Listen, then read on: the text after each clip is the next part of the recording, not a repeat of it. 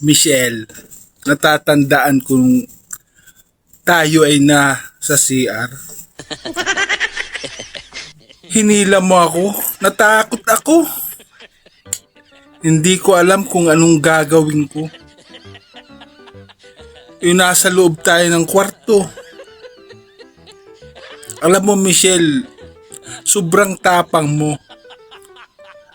Hindi ko alam ang gagawin ko.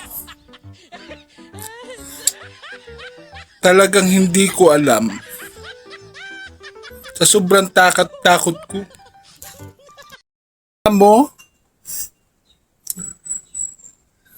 hindi ko talaga alam kung anong gagawin ko sa iyo, Michelle. Ha?